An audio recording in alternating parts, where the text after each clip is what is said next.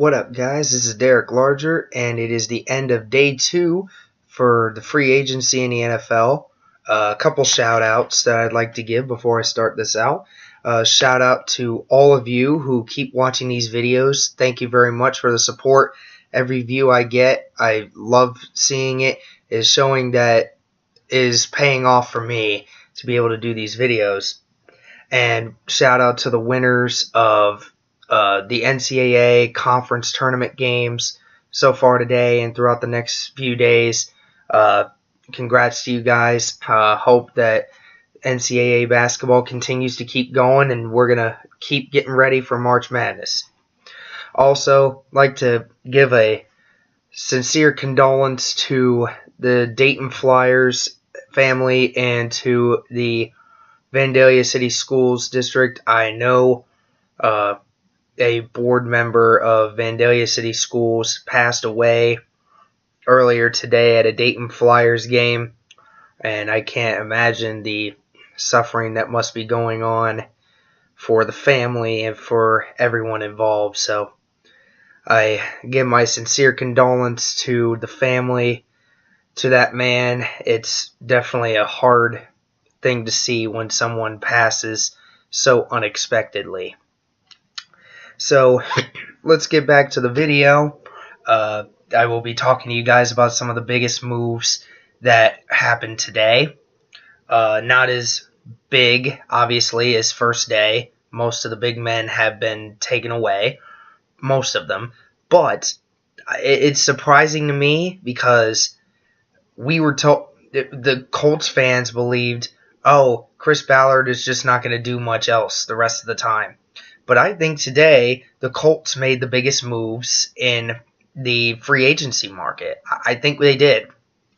There's a couple of other teams like the Patriots and the Dolphins, I think, made a couple good move or so.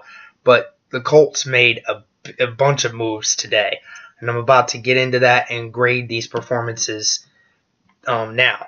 So the Colts started out by releasing Patrick Robinson, receiving linebacker Jabal Sheard from the New England Patriots, and John Simon from the Houston Texans. And I give this overall a B-. You got a couple of I kind of understand the idea of getting rid of Robinson. He was injury prone last year. Jabal Sheard and John Simon are young guys that show potential. They're not the biggest names, but they show potential, and they will bring in competition into the locker room and on the field for the Colts. The Patriots will receive Brandon Cook and a 4th-round pick for the 1st and 3rd rounders for the Saints. I give this a B+ because you're getting a pretty decent receiver, a speed receiver that Tom Brady could definitely use, and definitely is worth taking a risk on.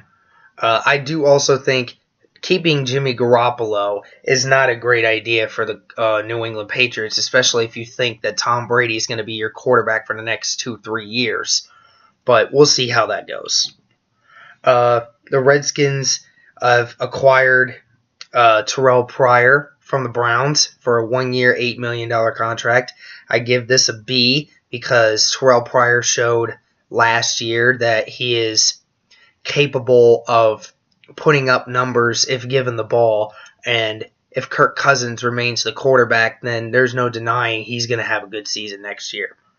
Speaking of the Redskins, Cousins signed a franchise tender, which basically means that he can still be traded if they choose to do so.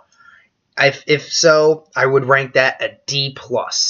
I would even rank it a D, because the Redskins, if they do not sign Kirk Cousins, they are going to they're going to just drop off a cliff. It would be a bad situation for the Redskins if they did not sign him, unless they get a really good quarterback to back him up. And with the amount of quarterbacks left out there, there isn't a whole lot. The Panthers made 2 moves today, signing Mike Adams, the former Colts safety who was released a week ago, and Julius Peppers. I think that this is a C plus in my opinion because both guys are entering the later stages of their career. They can put up numbers, but the likelihood of them having much production this year is very unlikely. The Dolphins acquired Lawrence Timmons from the Pittsburgh Steelers on a 2-year, $12 million contract.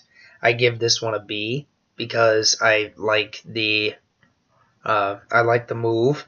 I think that it's going to be a great fit for the Dolphins, and I think that that's a very small contract to be able to give him. And a side note, the Cleveland Browns are releasing RG3. I give that a B minus, just because they're looking to make that transition to a regular quarterback. So, in other news, the Cavs are talking to Larry Sanders again about filling a roster spot as a big man for the Cavs. Excuse me. Excuse me. Is definitely going to be interesting as to whether or not they sign him or not. I will continue to update you guys on that as well.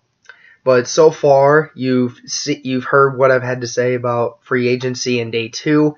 So far, I think the Colts have basically put themselves in the best situation out of all the teams, which is very surprising considering not a lot of people thought we were going to be very active today. I didn't think that.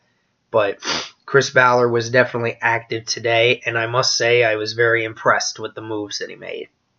And congratulations to the Patriots and the Dolphins and some of these other teams that actually acquired a good player. This is Derek Larger, and I will be continuing to update you guys on more information as it comes through. Be sure to leave a comment on topics to talk about. Whatever you guys can give me is definitely a help. You all know some of my videos that I'll be doing soon. But until then, next time, guys, peace.